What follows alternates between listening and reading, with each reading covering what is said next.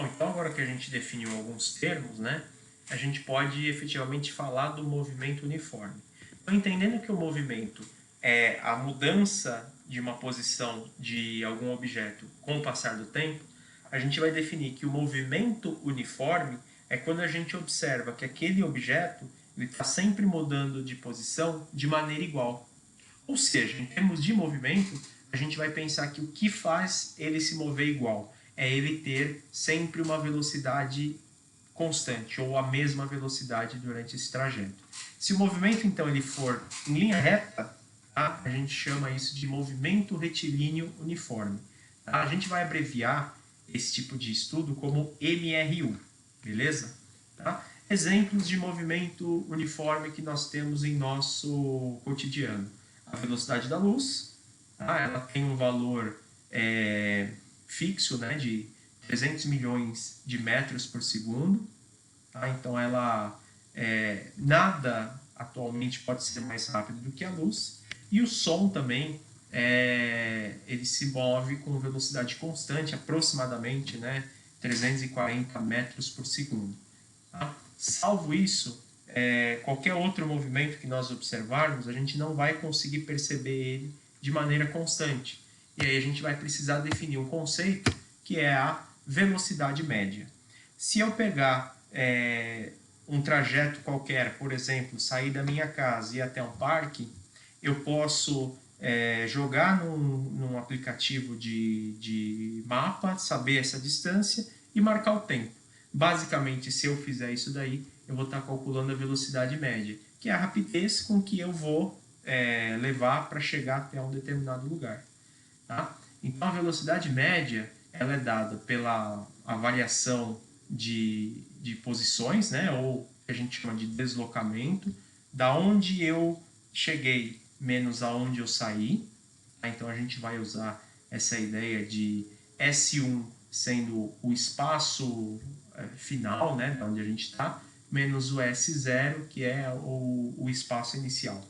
Então, aqui seria a distância do parque, aqui seria a minha casa, dividido pela variação de tempo. Tá? Então, quanto tempo eu levei para sair da minha casa até o parque? Tá? Basicamente, o conceito de velocidade média, ele leva em conta o trajeto que nós percorremos e o tempo que a gente levou em questão. Tá? E não podemos nos esquecer que velocidade, por padrão do sistema internacional, deve ser dada em metros por segundo. Tá? Para isso, a gente tem um atalho de transformação, tá? De multiplicar ou dividir por 3,6 de acordo com o que nós temos.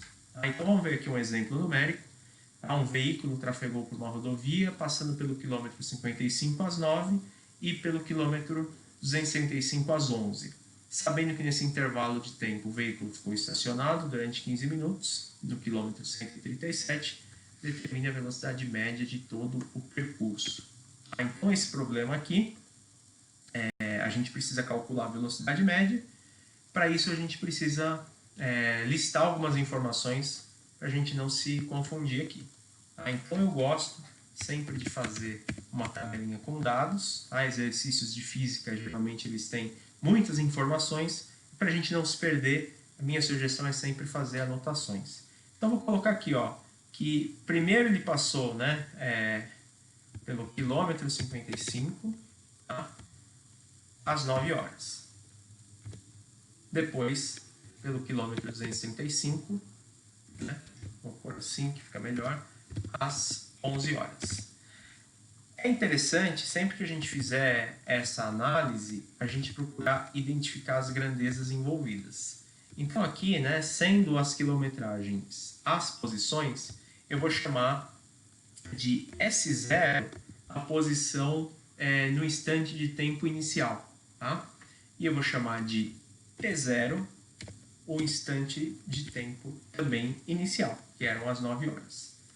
Esse outro eu vou chamar de S1, que é a posição após o movimento todo, e esse cara aqui eu também vou chamar de T1. Essa maneira de nomear é muito pessoal. Tá? Então, quiser chamar de S inicial, você pode. aqui também pode chamar de tempo inicial, e aqui eu poderia chamar de posição final, S final e aqui T final. Tá? São duas formas aí de representar que estão corretas do mesmo jeito. Tá? E aí, o que o exercício fala para a gente também? Ele vai falar para a gente ainda que ele ficou parado durante 15 minutos na lanchonete. Tá? Então, aqui nós temos que tomar cuidado com uma coisa importante. Tá? Como eu quero saber a velocidade do trajeto todo, essa última informação aqui, ó, praticamente ela é irrelevante. Porque o trajeto todo é essa variação do 235 até da onde ele saiu.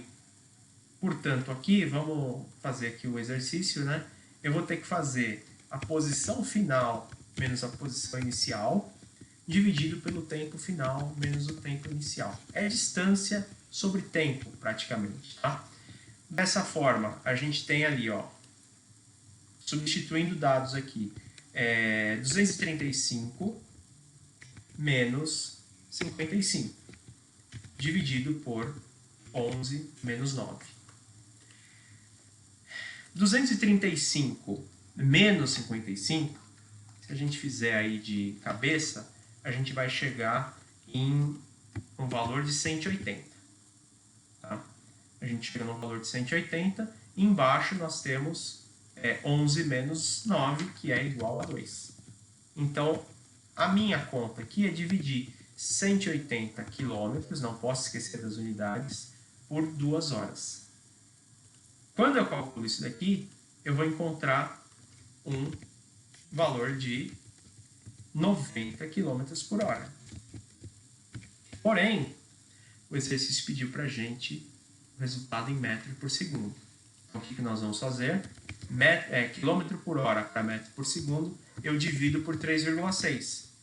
Então, eu vou dividir 90 por 3,6 e vou chegar à resposta que é 25 metros por segundo.